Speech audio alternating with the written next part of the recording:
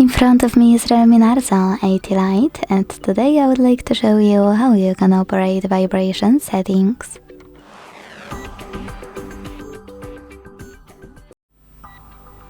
Begin by opening settings. Now choose sound and vibration here. And when you're ready, use this switcher next to Vibrate on ring to enable or disable incoming calls vibrations. Then hit Vibration and Haptics. Tap on all of those switchers next to all of those features, and this way enable or disable vibrations for them. Go back. Scroll down.